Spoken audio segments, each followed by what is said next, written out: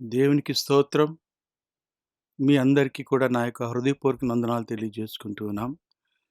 ప్రియులారా, మరొకసారి మీ మధ్యకి రావటానికి దేవుడు నాకు ఇచ్చిన అనుకూలమైన, విలువైన సమయాన్ని బట్టి మరొకసారి దేవునికి నా యొక్క హృదయపూర్వక వందనాలు తెలియజేసుకుంటున్నాం.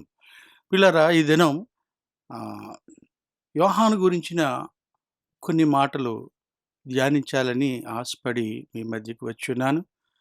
కాబట్టి మత్తయి సువార్త 11 అధ్యాయము 11 వచనం చదివి ప్రార్థన చేసుకుని ముందుకు సాగిపోదాం. మత్తయి సువార్త 11 వచనంలో మనం చూచినట్లయితే, స్త్రీలు కనిన వారిలో బాప్తిసమిచ్చు యోహాను కంటే గొప్పవాడు పుట్టలేదని నిశ్చయముగా మీతో చెప్పుచున్నాను. ప్రార్థన చేసుకుందామండి. మహోన్నతుడు, మమ్మల్ని మిక్కిలిగా ప్రేమించిన మా పరమ తండ్రి, వేలాది స్తుతులు, స్తోత్రాలు, వందనాలు చెల్లించుకుంటున్నాం నాయన. మా ప్రాణ ప్రియుడా, మా స్తుతులకు పాత్రుడా, స్తోత్రార్హుడా, వందనాలు నాయన. మా ప్రభు యొక్క అమూల్యమైన విలువైన సమయము నాతోనూ, మాతోనూ, మా అందరితోనూ మాట్లాడండి. మా జీవితాలకు దీవెనకరముగా, ఆశీర్వాదకరముగా, మేలుకరముగా ఉండేటట్టు మా ప్రభా, నా తండ్రి, మీ మాటలు మాకు దయచేయండి. ఆత్మీయ ఆహారాన్ని దయచేయమని ప్రార్థిస్తున్నాం. నీ దాసుని మీ సిలువ చాటున మరుగుపరుచుకొని మీ మాటలే మాకు వినిపించండి. మీ స్వరమే వినేటట్టు సహాయం దయచేయండి.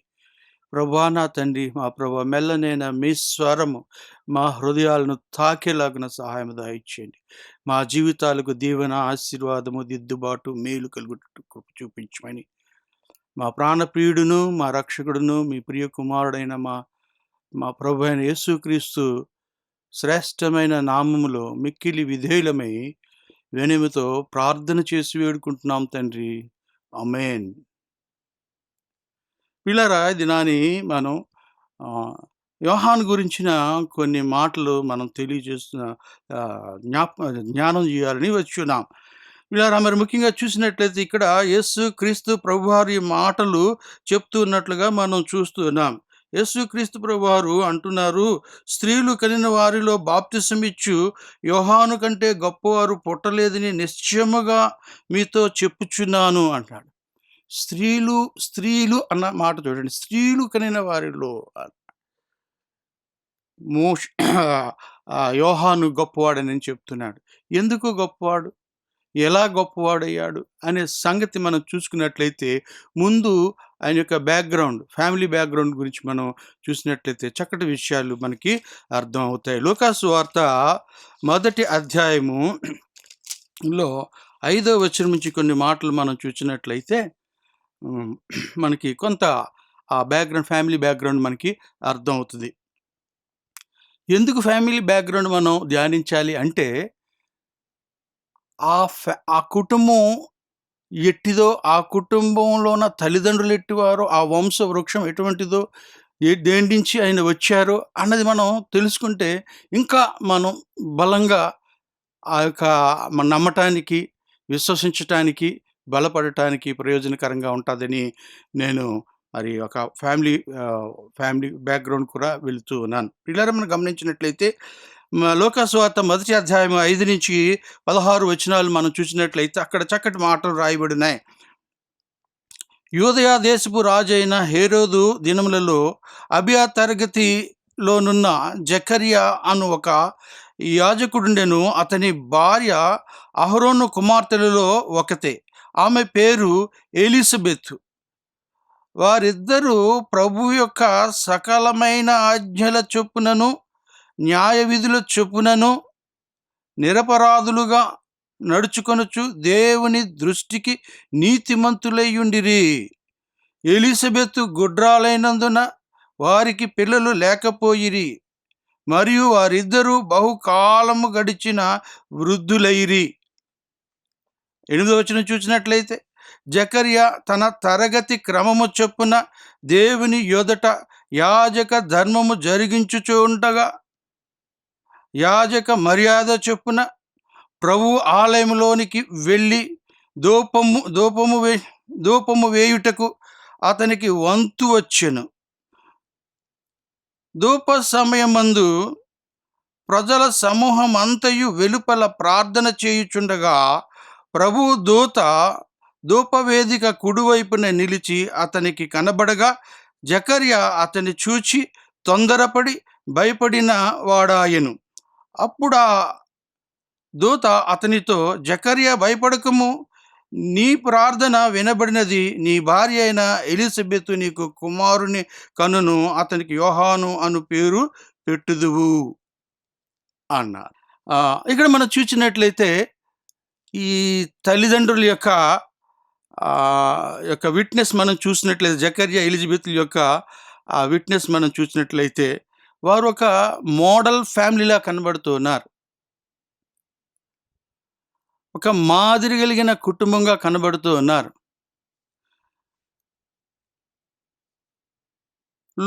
లూకా సువార్త 1వ అధ్యాయము 6లో మనం చూచినట్లయితే వారు దేవుని ఆజ్ఞలను న్యాయ విధులను పాటించిన వారుగా కనబడుతున్నారు. ఆ కుటుంబము ఎలా కనబడుతుంటే దేవుని యొక్క ఆజ్ఞలను న్యాయ విధులను పాటించిన వారుగా కనబడుతున్నారు. నేడు మనం ఎలా ఉన్నాం? మనం ఎలా జీవిస్తున్నాం? మనం దేవుని ఆజ్ఞలను, ఆయన న్యాయ విధులను ఎరుగుదుమా? ఎంతమంది బైబిల్ ఈ దినాల్లో చదువుతున్నారు? ఎంతమంది బైబిల్ గురించిన జ్ఞానం కలిగి ఉన్నారు? ఆదివారం మాత్రమే చర్చికెళ్ళి రావటమా? ఆ తర్వాత బైబిల్ తీసి ఆ పక్కన పాడేస్తారు. మళ్ళా మరుసటి ఆదివారం వచ్చేది దులుపుకొని మళ్ళా బైబిల్ పట్టుకొని వస్తూ ఉన్నారు కొంతమంది. నేను అందరిని అంటలే. కాబట్టి ప్రియులారా, మనం ఎలాగున్నాం? మనం ఏ మాదిరిగా ఉన్నాం? మన పిల్లలకి దేవుని ఆజ్ఞలను, కట్టడలను మనం నేర్పుతున్నామా? అసలు ముందు మనం నేర్చుకుంటే కదా వారికి నేర్పించేది. కాబట్టి ప్రియులారా, వారు చూసినట్లయితే దేవుని ఆజ్ఞలను, ఆయన న్యాయ విధులను వారు తూచా పాటించినట్లుగా చూస్తూ ఉన్నాం ప్రియులారా. ఆ ఇద్దరూ కూడా యాజక వంశం నుంచి వచ్చారు. వారి వంశమే యాజక వంశం. దేవుని ఆరాధించే వంశం, దేవుని యందు భయభక్తులు కలిగిన వంశము. అటువంటి దంపతుల నుంచి, అటువంటి కుటుంబం నుంచి వచ్చినవాడు యోహాను. మరి చూసినట్లయితే ప్రియులారా, వారు నిరపరాధులుగా నడుచుకొనుచున్నారు అంటారు. వారు నిరపరాధులు, బ్లేమ్లెస్ పీపుల్. వారి మీద ఎటువంటి బ్లేమ్ కూడా లేదు. వారి నిరపరాధులు. అపరాధం అనేది చెయ్యనటువంటి వారు. ఎవరికి ఎటువంటి అపరాధము చేయలేదు. వారు దేవుని యందు భయభక్తులు కలిగిన వారు. వారు బ్లేమ్లెస్ పీపుల్. మన మీద ఎటువంటి నింద రాకుండా, మన కుటుంబానికి ఎటువంటి నింద రాకుండా మనం జీవించినప్పుడు మనల్ని చూసి వారు చెప్తారు, వారు వారిలో ఎటువంటి బ్లేమ్ లేదురా అని చెప్తూ ఉంటారు. ఆ కుటుంబం మంచిదిరా అని చెప్తూ ఉంటారు. కొన్నిసార్లు వివాహానికి మ్యాచింగ్ కొరకు వెళ్ళినప్పుడు ఆ కుటుంబం గురించి ఆలోచిస్తారు. ఆ కుటుంబం ఎటువంటిది? ఎలా జీవిస్తున్నారు? ఎటువంటి సాక్ష్యం కలిగి ఉన్నారు? వారు క్రైస్తవులేనా? ఇంకా హిందువులుగానే ఉన్నారా? అని మనం చూస్తూ ఉంటాం. కాబట్టి family background is more important. ఒక వ్యక్తిని గురించి తెలుసుకునేటప్పుడు ఫ్యామిలీ బ్యాక్‌గ్రౌండ్ కూడా చాలా ఇంపార్టెంట్. కాబట్టి వారు నిరపరాధులుగా ఉన్నారు. ఎటువంటి నిందకు వారు తావివ్వలేదు, చోటివ్వలేదు. కాబట్టి ప్రియులారా, మనం ఆ రీతిగా ఉంటున్నామా? మన కుటుంబాలు ఆ రీతిగా ఉంటున్నాయా? అన్నది మనల్ని మనం ఒకసారి పరీక్షించుకోవడం మంచిది కదా! మూడో పాయింట్ చూసినట్లయితే వారు నీతిమంతులుగా ఉన్నట్లుగా మనం చూస్తూ ఉన్నాం. వారు నీతిమంతులుగా అంటూ ఉన్నాడు. చూడండి, న్యాయ విధులు చొప్పునను నిరపరాధులుగా నుండుచు దేవుని దృష్టికి నీతిమంతులయ్యుండిరి అన్నారు. ఎవరి దృష్టికి? మానవుల దృష్టికి కాదు, మనకి తెలిసిన వాళ్ళకి కాదు, దేవుని దృష్టికి వారు నీతిమంతులుగా ఉన్నారు. కాబట్టి ప్రియులారా, మనం చూసినట్లయితే మనం ఎలాగున్నాం? దేవుని దృష్టికి ఎలాగున్నాం? మనం చూసినట్లయితే యేసుక్రీస్తు ప్రభువారిని గురించి మనం చూసినట్లయితే ఆ పిలాతు భార్య అంటుంది కదా, ఆ నీతిమంతుని జోలికి నీవు పోవద్దు అని చెప్తోంది. పిలాతుకి మరి ఆజ్ఞ ఇస్తూ ఉంది. కాబట్టి ప్రియులారా, ఆయన నీతిమంతుడు. ఆయనలో ఏ పాపము లేదు. ఏ దోషము లేదు. మన జీవితాలు ఎలాగున్నాయి? మన బ్రతుకులు ఎలాగున్నాయి? మనం నీతిమంతులుగా మనం ఉన్నామా? అన్నది మనం గమనించుకోవాలి. వారు నీతిమంతులుగా జీవించారు. తర్వాత మనం చూచినట్లయితే లూకా సువార్త 1:8లో మనం చూచినట్లయితే యాజక ధర్మము జరిగించువారుగా మనకి కనబడుతూ ఉన్నారు. యాజక ధర్మము జరిగించువారుగా వారు మనకి కనబడుతున్నారు. యాజక ధర్మము ఇట్స్ ఎ డ్యూటీ.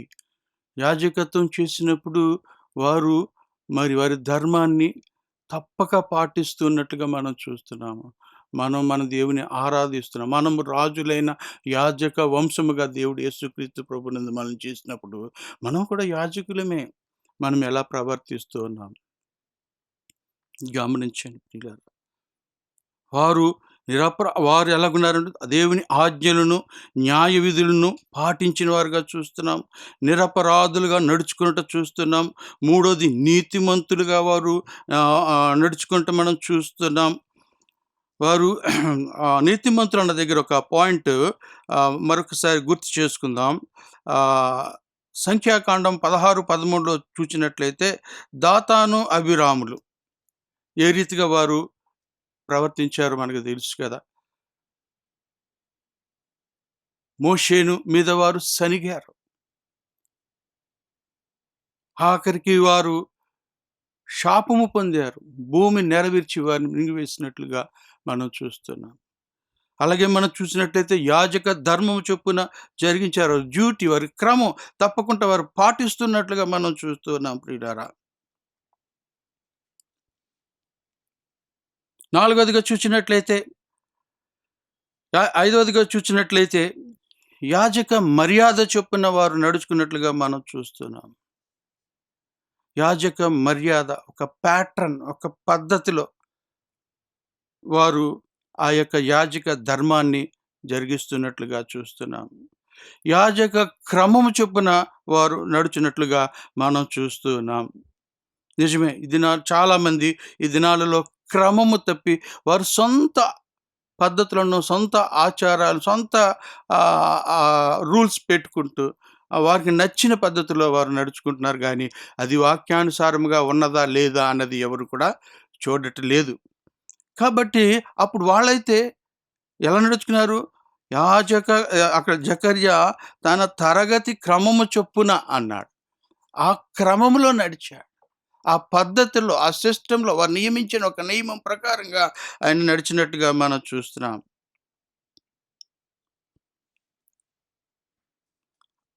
ఆరవదిగా చూసినట్లయితే వారు మంచి ప్రార్థనా పరులుగా చూస్తున్నాము. లూకా సువార్త 1:13లో మనం మాట చూస్తూ ఉన్నాం. చూసినట్లయితే ఎలిజబెత్ గుడ్రాలైనందున వారికి పిల్లలు లేకపోయిరి, మరియు వారిద్దరూ బహుకాలము గడిచిన వృద్ధులైరి అంటున్నారు. అక్కడ మనం చూసినట్లయితే అక్కడ దేవదూత నీ ప్రార్థన వినబడినది అంటున్నాడు. ధూపవేదిక దగ్గర నిలిచిన జకర్యా అతన్ని చూచి తొందరపడి భయపడిన వాడాయను. అప్పుడు దూత అతనితో, జకర్యా భయపడకము, నీ ప్రార్థన వినబడినది. 13వ వచనంలో నీ ప్రార్థన వినబడినది అని చెప్తున్నాడు. కాబట్టి వారి ప్రార్థన వినబడింది. వారు గొప్ప ప్రార్థనా పరులు. అలాగే మనం చూసినట్లయితే దానియేలు గ్రంథం 10:12లో చూసినట్లయితే దానియేలు కూడా గొప్ప ప్రార్థనా పరుడు. దేవునికి బహు ప్రియుడు. కనుక ఆయన ప్రార్థన కూడా ఆలస్యం అయినప్పటికీ కూడా దేవుడు ఆయనకి సమాధానం ఇచ్చినట్లుగా మనం చూస్తున్నాం. కాబట్టి ప్రియులారా, వారు వృద్ధాప్యం వరకు ప్రార్థన చేస్తున్నారు. అప్పటికి కూడా ఎప్పటినుంచి ప్రార్థన చేస్తున్నారో, బహుశా పెండ్లైన మొదలుకొని వారు ప్రార్థన చేస్తున్నారేమో గానీ వారికి పిల్లలు లేరు. వృద్ధాప్యం వచ్చేసింది. స్త్రీ ధర్మం ఒడిగిపోయింది.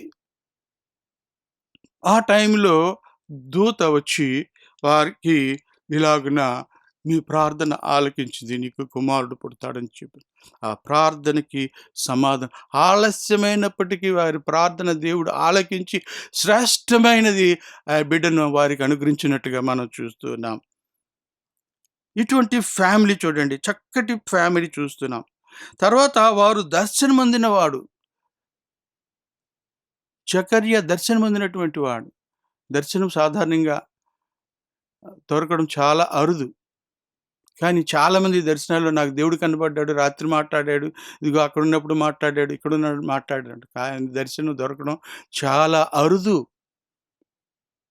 ఏలీ కాలంలో కూడా ఆ యొక్క దర్శనం దొరకడం చాలా కష్టమైంది. బాలుడైన సమూయేలుకి ఆ దర్శనం దక్కింది. మనం ఎంత నీతిగా, ఎంత యథార్థంగా, ఎంత పవిత్రంగా, ఎంత పరిశుద్ధంగా మనం జీవిస్తామో అటువంటి వారికి బహుశా దొరకొచ్చు. కానీ ఇక్కడ మనం చూసినట్లయితే ప్రియులారా, ఈ దినాలలో దర్శనాలు దొరకడం బహు అరుదు. కానీ వీరైతే దేవుని దర్శనాన్ని పొందుకున్నట్లుగా చూస్తున్నాం. ఆ తదుపరి మనం చూసినట్లయితే మొదటి అధ్యాయము లూకా మొదటి అధ్యాయము 64లో చూసినట్లయితే వారు దేవునికి స్తుతి చెల్లించినట్లుగా అర్పణ చెల్లించినట్లుగా మనం చూస్తున్నాం ప్రియులారా. అలాగే 9వ చూసినట్లయితే ఆయన అక్కడ 1:67లో మనం చూసినట్లయితే జకర్యా ప్రవచించినట్లుగా మనం చూస్తున్నాం. మరియు అతని తండ్రి జకర్యా పరిశుద్ధాత్మ పూర్ణుడై ఇట్లు ప్రవచించెను. ఆయన ప్రవచించిన వ్యక్తిగా మనం చూస్తూ ఉన్నాం ప్రియులారా. కాబట్టి మనం చూసినట్లయితే ఆయన ప్రవచించిన వాడు 10వదిగా చూసినట్లయితే విధేయుడు, దూత చెప్పినట్లుగా చేశాడు. ఆయన అక్కడ యోహాను వారందరూ కాదన్నా సరే ఆయన యోహాను అని పేరు పెట్టినట్లుగా మనం చూస్తూ ఉన్నాం. లూకా సువార్త 1:13లో చెప్పినట్లుగా చూస్తూ ఉన్నాం. 13లో కుమారుని కనును అతనికి యోహాను అను పేరు పెట్టిదువు అని 1:13లో మనం చూస్తుంటుండగా 1:63లో మనం చూసినప్పుడు ఆయన అతడు వ్రాత పలక తెమ్మని వాని పేరు యోహానని వ్రాసెను. అందుకు వారందరూ ఆశ్చర్యపడిరి. ఆ రీతిగా ఫ్యామిలీని మనం చూసినట్లయితే చక్కటి సాక్ష్యం కలిగిన కుటుంబం అండి. కాబట్టి ప్రియులారా, మనం చూసినట్లయితే ఇంకా కొన్ని విషయాలు యోహాను గురించి మనం చూసినట్లయితే చక్కటి మాటలు మనం చూడొచ్చు. ఆయన ఎందుకు స్త్రీలు కనిన వారిలో గొప్పవాడుగా ఎందుకు మనకి అయినట్లుగా ఎందుకు అలాగ చెప్పబడింది అనే విషయాన్ని మనం గమనించి చూసినట్లయితే ప్రియులారా, he was a very plain and powerful preacher. ఆయన ఉన్నది యోర్దాను నదీ తీర ప్రాంతాలలో.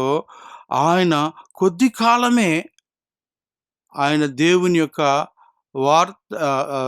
దేవుని యొక్క రక్షణ నిమిత్తము ఆయన సువార్త ప్రకటించినట్లుగా మనం చూస్తున్నాం. కాబట్టి ప్రియులారా, మనం గమనించి చూసినట్లయితే ఆయన యేసుక్రీస్తు ప్రభువారికి ముందుగా వచ్చినట్లుగా మన లేఖనాలు మనకి తెలియజేస్తాయి. మలాకి 3లో మన మాట మొదటి వచనంలో మాట మనం చూస్తూ ఉన్నాం. కాబట్టి ఆయన మలాకి 1:3లో చెప్పినట్లు ఆయన ముందుగా వచ్చాడు. మనం మొదటి అధ్యాయము చూసినట్లయితే 36వ వచనంలో చూసినట్లయితే ఆయన అక్కడ దేవదూత ఒక మరియకు ఈ రీతిగా చెప్తుంది, మరియా నీ బంధువురాలు ఎలిజబెత్ కూడా తన వృద్ధాప్యమందు ఒక కుమారుని గర్భము ధరించి ఉన్నది. గుడ్రాలనబడిన ఆమెకు ఇది 6వ మాసము. అంటే ఇక్కడ యోహాను యేసుక్రీస్తు ప్రభువారికి లేఖన ప్రకారంగా ఆయనకి ముందుగా వచ్చినట్లుగా చూస్తున్నాము. మరి యోహాను యేసు ప్రభువుకి కంటే 6 నెలలు పెద్దవాడుగా మనం చూస్తూ ఉన్నాం. ఆయన మరి 3వ అధ్యాయంలో మనం చూసినట్లయితే మత్తయి సువార్త 3వ అధ్యాయంలో మనం చూసినట్లయితే చక్కగా ఆయన ఏ రీతిగా ఆయన ప్రకటించున్నాడు ఆ మాట మనం చూసుకుందాం. 3లో చూసినట్లయితే 3వ అధ్యాయము మొదటి వచనము ఆ దినముల యందు బాప్తిసమిచ్చు యోహాను వచ్చి, పరలోక రాజ్యము సమీపించి ఉన్నది, మారు మనస్సు పొందుడని యూదయ అరణ్యములో ప్రకటించుచుండెను. మూడవ వచనం చూచినట్లయితే, ప్రభు మార్గము సిద్ధపరచుడి, ఆయన త్రోవను సరాలము చేయుడని అరణ్యములో కేకవేయునొకని శబ్దము అని ప్రవక్త అయిన యెషయా ద్వారా చెప్పబడిన వాడితడే అంటే ప్రవచన నెరవేర్పు ఈయన పట్ల మనం జరిగినట్లుగా మనం చూస్తున్నాం. కాబట్టి ప్రియులారా, ఇక్కడ ఆయన చూసినట్లయితే ఆయన యొక్క జీవితం చూసినట్లయితే he was a plain and powerful preacher అని మనం అక్కడ చూస్తున్నాం. ఆయనకి ఎటువంటి థియాలజీ లేదు, ఎటువంటి ట్రైనింగ్ లేదు. ఆయన అక్కడ యోర్దాను నదీ ప్రాంతాలలో ఆయన ప్రవచిస్తూ ఉంటుండగా, ప్రకటన చేస్తూ ఉంటుండగా అనేకులు ఆయన దగ్గరికి వచ్చినట్లుగా చూస్తున్నాం. ఈ దినాలలో మనం చాలా లేటెస్ట్ టెక్నాలజీ వచ్చింది. మైక్లు పెట్టుకొని, బోర్లు ఊదుకొని, తర్వాత వ్యాన్లలో వెళ్ళి ఎంతో పరిచర్య చేస్తూ ఉన్నప్పుడు కూడా రెస్పాన్స్ చాలా పిఎస్ సిస్టమ్ లేదు ఆ దినాల్లో. కేవలము ఆయన నోటి మాటతోనే, ఆయన నోటితోనే ఎంతగా మరి ఆయన సువార్త ప్రకటించాడో తెలీదు కానీ, అది ఆ యొక్క యోర్దాను నదీ ప్రాంతాలంతా కూడా, చుట్టుపక్కల ప్రాంతాలంతా కూడా ఎంతో ప్రభావితం చెంది అనేకులు ఆయన దగ్గరికి వచ్చినట్లుగా చూస్తున్నాం. ప్రియులారా, మరి 3వ అధ్యాయము, మత్తయి సువార్త 3వ అధ్యాయం మనం చూచినట్లయితే 6వ వచనంలో చూచినట్లయితే 7వ వచనం, అతడు పరిసయ్యులలోను సద్దూకయ్యుల్లోను అనేకులు బాప్తిస్మము పొందవచ్చుట చూచి, సర్పసంతారమా, రాబోవు ఉగ్రతను తప్పించుకొనుటకు మీకు బుద్ధి చెప్పిన వాడెవడు? మారు మనస్సుకు తగిన ఫలము ఫలించుడి అని చెప్తున్నాడు. అక్కడ మనం చూసినట్లయితే అనేక మంది చూడండి 5వ వచనంలో ఆ సమయం యెరూషలేము వారును యూదా వారందరూ యోర్దాను నదీ ప్రాంతంలో వారందరూ అతని యొద్దకు వచ్చిరి. 5-6 వచనాల్లో ఆ మాట మనకి తేటగా కనబడుతుంది. యోర్దాను చుట్టూ ఉన్న ప్రాంతాలు అనేకులు ఆయన దగ్గరికి వచ్చారు. ఆయన యొక్క ప్రకటన విన్నారు.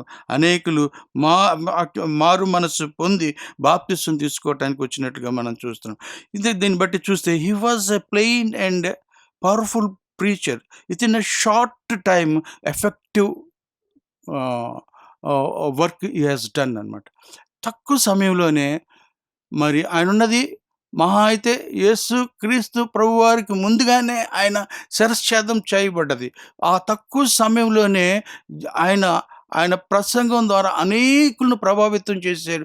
అనేకులను ప్రభువులోకి నడిపించినట్లుగా మనం చూస్తాం. అనేకులు పశ్చాత్తాపం పొందినట్లుగా మనం చూస్తున్నాం. రెండవదిగా చూసినట్లయితే he was a faithful man to God in fulfilling God's plan even it is hard. అది కష్టమైనప్పటికీ, అది ఇబ్బందికరమైనప్పటికీ, ఆ యొక్క దేవుని యొక్క చిత్తాన్ని నెరవేర్చుటలో ఆయన ఎంతగానో ప్రయాసపడినట్లుగా మత్తయి సువార్త 3వ వచనంలో మనం ఆ మాటలు చూస్తున్నాం. అలాగే మూడవదిగా చూసినట్లయితే he was a straightforward and honest in dealing with men and truth. సత్యమును ప్రకటించుటలో ఏమాత్రము వెనుదీసిన వాడుగా ఆయన లేడండి. ఆయన ఉన్నట్లుగా మాట్లాడినటువంటిది ధైర్యశాలిగా మనకు కనబడుతున్నాడు. He was straight forward. మనం చూసినట్లయితే ఆ యొక్క లూకా సువార్త, యోహాను సువార్త 1:29లో మనం చూసినట్లయితే, ఇదిగో లోక పాపం మోసుకుని పోచున దేవుని గొర్రెపిల్ల, తన్ను తాను హెచ్చించుకోలేదు కానీ ఆ యేసు క్రీస్తు ప్రభువారిని చూపిస్తూ, ఇదిగో లోక పాపమును మోసుకొని పోవచ్చున దేవుని గొర్రెపిల్ల. ఆయన ముందుగానే చెప్తున్నాడు, ఇది దేవుని గొర్రెపిల్ల, ఆయన పస్కా పశువు అని ఆయన చెప్తూ ఉన్నాడు. లోక పాపమును మోసుకొని పోవచ్చున దేవుని గొర్రెపిల్ల ఆయన స్ట్రైట్గా క్లియర్‌గా అర్థమయ్యేటట్టుగా ఆ యొక్క శిష్యులకి చూపిస్తూ చెప్తున్నట్టుగా మనం చూస్తున్నాం. మూడోదిగా చూసినట్లయితే ప్రియులారా, లూకా సువార్త 3, 11, 14లో చూసినట్లయితే క్షమించండి. యోహాను సువార్త 3:28 చూసినట్లయితే అక్కడ ఒక మాట రాయబ నేను క్రీస్తుని కానని ఆయన కంటే ముందుగా పంపబడిన వాడనే అనియు చెప్పినట్లు మీరే నాకు సాక్షులు అంటాడు. తను హెచ్చించుకోలేదు. ఉన్నది ఉన్నట్లుగా స్ట్రెయిట్ ఫార్వర్డ్‌గా ఆయన క్లియర్‌గా వివరించి బోధిస్తున్నట్లుగా మనం చూస్తున్నాం. నేను కాదు. ఆయనకి ముందుగా వచ్చిన వాడను. నా తర్వాత వచ్చినవాడు ఆయనని. ఆయన గురించి యేసుక్రీస్తు వారిని గురించి he was first introducing Christ as a Messiah to the people. ప్రజలకి ఆయన నిజమైన మెస్సయ్యని వారికి ఇంట్రొడ్యూస్ చేస్తూ ఉన్నాడు యోహాను. What a great thing it is. గమనించి చూసినట్లయితే ప్రియులారా, మరొక మాట నాలుగోదిగా చూసినట్లయితే ఈజ్ ఎ ఫియర్‌లెస్ మ్యాన్. ఆయన భయము లేనటువంటి వాడు. ఈ దినాలలో మనం వాక్యము అందించాలంటే, వాక్యము ప్రకటించాలంటే, ఒక గ్రామానికి వెళ్ళాలంటే, ఒక ప్రాంతానికి వెళ్ళాలంటే ఎన్నో ఆలోచిస్తాం. ఎన్నో ప్లాన్లు వేస్తాం. ఎంతో ఎంక్వైరీ చేస్తాం. అక్కడ క్రైస్తవే క్రైస్తవ సువార్తకి వ్యతిరేకమైనటువంటి వారు ఎవరైనా ఉన్నారా? వారి వలన మనకేమైనా హాని కలుగుతదా? అని అనేక విధాల మనం ఆలోచిస్తూ ఉంటాం. But he is fearless man. ఆయన వెరీ బోల్డ్ మ్యాన్ అని మనం చెప్పుకోవచ్చు. ఎందుకంటే ప్రియులారా, లూకా సువార్త 3:19లో మనం చూసినట్లయితే ఆయన ఎట్టి ధైర్యము గలవాడు అన్నది మనం చూస్తున్నాం. 3:19 చూసినట్లయితే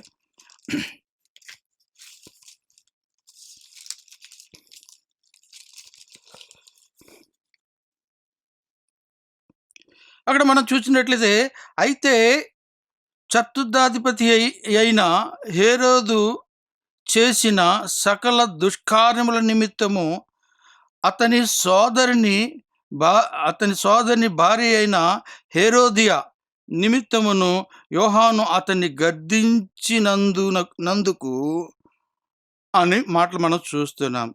అక్కడ హేరోదు రాజుని కూడా, అధికారిని కూడా ఆయన ఖండించినట్లుగా, ఆయన తప్పు చేస్తున్నట్లుగా ఆయన మనం అక్కడ చూస్తున్నాం. ఎంత క్లియర్‌గా చెప్తూ ఉన్నాడు చూడండి. ప్రియులారా, హేరోదును ఖండిస్తున్నాడు. ఈ దినాలలో మన సంఘాలలో తప్పు చేస్తున్న వారిని, నేరం చేస్తున్న వారిని మనం ఖండించగలుగుతూ ఉన్నామా? వారు గొప్పవాళ్ళైతే వాళ్ళ జోలికి మనం పోం. బీదవాడు ఏమైనా తప్పు చేస్తే వాడిని మనం ఖండిస్తాం, వాడిని బాయ్‌కాట్ చేస్తాం, వాడిని సంఘానికి రావద్దంటాం. అదే ధనవంతుడు లేదంటే హై పొజిషన్‌లో ఉన్నవాడిని మనం హెచ్చరించగలుగుతున్నామా? యోహానులో ఉన్న గొప్ప లక్షణం చూడండి. ఎంత మంచి లక్షణమో. ఆయన he is a fearless man. దేవుని వాక్యము ఉన్నది ఉన్నట్లుగా చెప్పినటువంటి అందుకు ఆయనకొచ్చిన బహుమానం ఏంటి? శిరశ్ఛేదం. ఆయన భయపడలేదు. కాబట్టి ఇప్పుడు ఎందుకు ఈజ్ ఎ గ్రేట్ మ్యాన్ అంటే first he was a plain and powerful preacher. ఆయన సాదాసీదా అయినటువంటి మనిషి. మూడో అధ్యాయంలో ప్రియులారా, మూడో అధ్యాయంలో మనం చూసినట్లయితే 4వ వచనంలో అక్కడ యోహాను ఒంటె రోమములు వస్త్రములు మొల చుట్టూ తోలు దట్టియు ధరించుకునివాడు, మిడతలను అతనికి అడవి తేనెయు అతనికి ఆహారము. ఆయన ఆయన ఎటువంటి లైఫ్ లీడ్ చేస్తున్నాడు? Is a simple man. Is a plain and simple man. ఎంత సాదాసీదా. ఈ దినాల్లో ప్రసంగం చేయాలంటే మనం ఒక కోటు లేదంటే ఒక మేకప్ చేసుకొని లేదంటే ఎన్నో మనం చూస్తూ ఉంటాం. కార్ల మీద వెళ్ళటం, ఒక మీటింగ్‌కి వెళ్ళాలంటే కార్ల మీద, విమానాల మీద వారికి ఒక మంచి లాడ్జ్, తర్వాత మంచి మెనూ వాళ్ళకి ఇవ్వడం. ఇంత బాధ. ఆ యొక్క మీటింగ్ కండక్ట్ చేసే వాళ్ళకి ఎంత ఖర్చు, ఎంత బాధ, వాళ్ళు ఎంత ఆ యొక్క ఈ ఖర్చు వారు భరిస్తూ ఉన్నారో మనం చూస్తున్నాం. ప్రియులారా, ఆ దినాలు దేవుడు మనకు ఉచితంగా ఇచ్చాడు. ఉచితంగా ఇమ్మని చెప్తూ ఉన్నాడు. మనం దాన్ని ఏమంటే వారికి భారం చేస్తూ ఉన్నాం. It's a simple life. సింపుల్‌గా ఆయన సువార్త ప్రకటించాడు. ఆయన వేషధారణ సింపుల్. ఆయన తీసుకునే ఆహారం very simple. Is a very simple man. Is very plain and powerful preacher అని మనం చూస్తున్నాం. రెండోదిగా he was very faithful in fulfilling God's will. దేవుని యొక్క చిత్తాన్ని నెరవేర్చుటలో ఆయన ఆయన చక్కటి విధేయుడిగా కనబడుతున్నాడు. సక్సెస్‌ఫుల్‌గా దాన్ని కొనసాగించినట్లుగా చూస్తున్నాడు. Even though it is very hard to him. He did not compromise. ఆయన ఏమాత్రం కూడా రాజీ పడలేదు. గుర్తుంచుకోండి. తర్వాత హి ఈస్ స్ట్రెయిట్ ఫార్వర్డ్. వారిని అంటున్నాడు కదా! సర్ప సంతానమా మీకు బుద్ధి చెప్పిన వారెవరు అంటున్నాడు. సర్ప సంతానమా అని తెగించి వారితో మాట్లాడుతున్నాడంటే చూడండి. ఎంత ధైర్యం కావాలి. మనం ఎవరినైనా అలా మనం ఖండించగలమా? సర్ప సంతానమా మీకు బుద్ధి చెప్పిన వాడెవరు అంట. కాబట్టి ప్రియులారా గమనించి చూసినట్లయితే అక్కడ రాజును కూడా ఆయన ఏమాత్రము కూడా భయపడినట్లుగా లేదండి.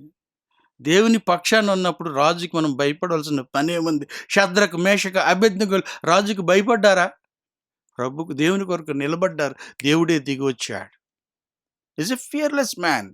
దేవుని బిడ్డలు గర్జించు సింహం వలె ధైర్యంగా మనం ముందుకు సాగుతాం కాబట్టి సేవలో భయపడవలసిన పని లేదు. ఆనాడే మనం we can see the presence of the God. ఎప్పుడైతే మనం బ్రేవ్‌గా, బోల్డ్‌గా మనం ముందుకి పోతామో దేవుని పనిలో, he will be with us and he will do the miracles. ఆయన మన గొప్ప కార్యాలు చేయగలడు. చేస్తాడు కూడా. But you are not giving opportunity to do the such things. ఎందుకు మనం అవకాశం ఇవ్వట్లేదు. ఎందుకంటే మన భయం చేత ఏమో, ఏమో అన్నదొకటి మనకి సాతానుడు అవునా అంటున్నాడు.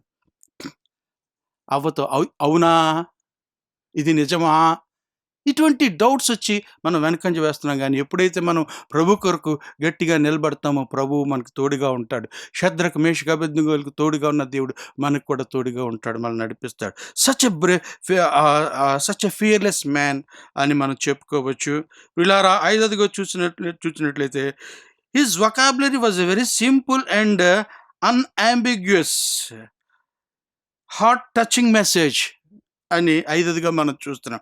ఆయన వొకాబులరీ ఆయన మాట్లాడే మాట అవతల వాళ్ళకి చక్కగా సూటిగా అర్థమయ్యేటట్టుగా ఆయన మెసేజ్ ఉంటూ ఉంది.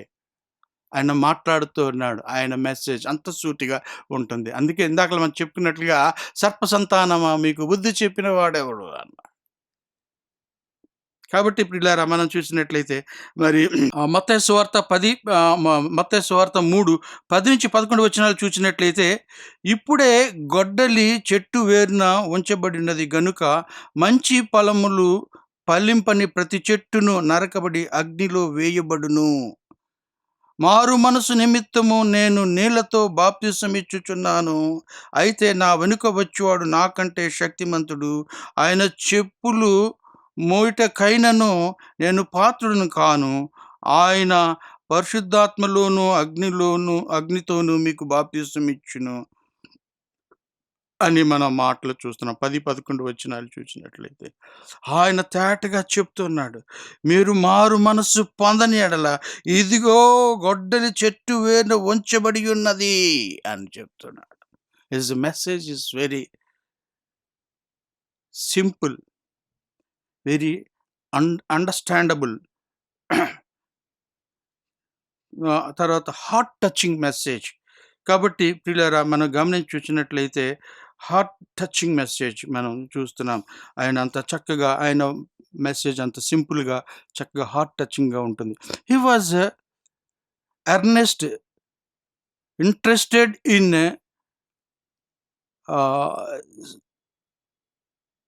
Spirit and spiritual things and eternal things. ఆయన చూసినట్లయితే సాదాసీదా బట్టలు వేసుకున్నాడు గానీ, ఈ లోకం మీద ఈ లోకస్తుల మాదిరిగా జీవించాలి, ఈ లోకస్తుల మాదిరిగా ఉండాలి, ఈ లోకాన్ని అనుసరించి నడవటం కానీ ఏమీ లేదు. He is a very spiritual man and he is always looking for eternal things. పైనున్న వాటినే వెతుకుతున్నాడు తప్ప, ఈ భూ సంబంధమైన వాటి మీద ఆయన ఏమాత్రము దృష్టి ఉంచినట్లుగా మనం ఆహ్, ఆహ్, మనం చూడగలం. అదే మత్తయి 3:4 ఇందాకల మనం చదువుకున్నట్లుగా. ప్రియులారా ఇంకను చాలా విషయాలున్నాయి. తర్వాత ఏడోదిగా చూసినట్లయితే he had a short life and brief ministry. అనున్నది తక్కువ కాలమే జీవించాడు. కానీ చక్కటి మినిస్ట్రీ చేశాడు. అనేకులు మరి యోహాను ద్వారా బాప్తిసం పొందినట్లుగా మనం చూస్తున్నాం అపోస్తుల కార్యములో. మేము యోహాను బాప్తిసం తప్ప ఈ యొక్క బాప్తిసం మేము ఎరగము అని చెప్తున్నట్టుగా మనం చూస్తున్నాం. కాబట్టి దాన్ని బట్టి చూస్తే యోహాను అనేకులకు బాప్తిస్మం ఇచ్చినట్లుగా ఆయనది తక్కువ కాలమే కానీ ఎక్కువ పరిచర్య చేసి ఎక్కువ మందిని ప్రభువులోకి నడిపించినట్లుగా మనం చూస్తున్నాం. ఇలా మరొక మాట మనం చూసినట్లయితే ఎనిమిదవదిగా చూసినట్లయితే he had the spirit of Elijah and power. Is not Elijah but is having a spirit of Elijah. కాబట్టి ఏలియా యొక్క మనస్సు కలిగినటువంటి వాడు గానీ, ఆయన ఏలియా ఎంతమాత్రము కాదు అని మనం కూడా దీన్ని బట్టి గ్రహించగలం. ఇక్కడ మనం చూసినట్లయితే ఏలియా యొక్క ఆత్మయు, శక్తియు గలవాడై 1:17లో మనం చూసిన లోక 1:17లో చూసినట్టు గలవాడే ఆయనను ముందుగా వెళ్ళును గనుక నీకు సంతోషమును మహా ఆనందమును కలుగును అని ఆ దూత ఆ యొక్క జకర్యాతో చెప్పినట్లుగా మనం చూస్తున్నాం. కాబట్టి ప్రియులారా ఏలియా ఆత్మయు శక్తిని పొందినటువంటిగా మనం చూస్తున్నాం. తొమ్మిదవదిగా చూసినట్లయితే ప్రియులారా హి was a last profit of the old testament. ఈయన నిబంధన ఆహ్, పాత నిబంధన గ్రంథములో చివరి ప్రవక్తగా మనం గమనించవచ్చు.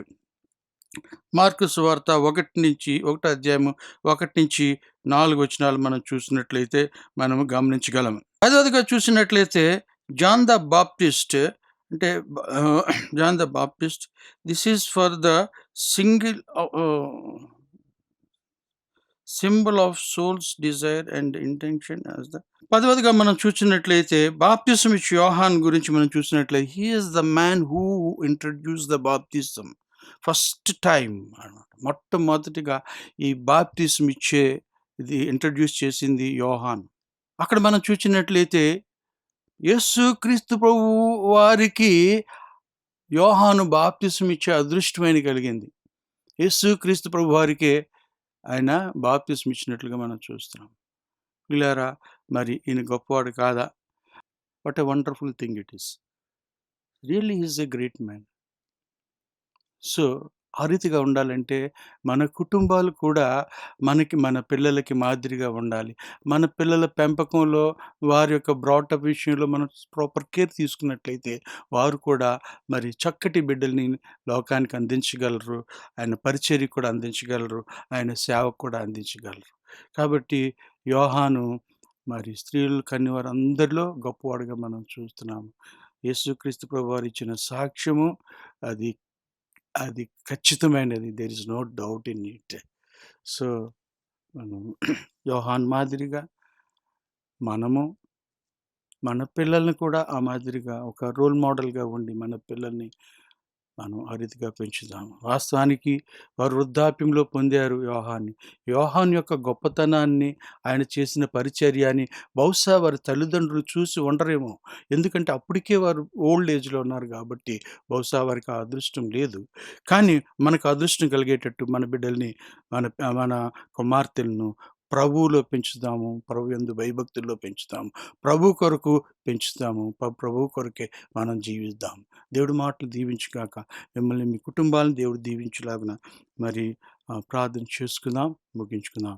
మహోన్నతుడు మమ్మల్ని మిక్కిలిగా ప్రేమించిన మా పరమ తండ్రి వేలాది స్తుతులు, స్తోత్రాలు, వందనాలు చెల్లించుకుంటున్నాం. నాయన ఇంతవరకు నీ ప్రియబిడ్డలు చక్కటి వర్తమానాలు విన్నారు. మంచి వర్తమానం విన్నారు. అందుని బట్టి మీకు స్తోత్రాలు చెల్లించుకుంటున్నాం. నీ బిడ్డలను దీవించి ఆశీర్వదించండి.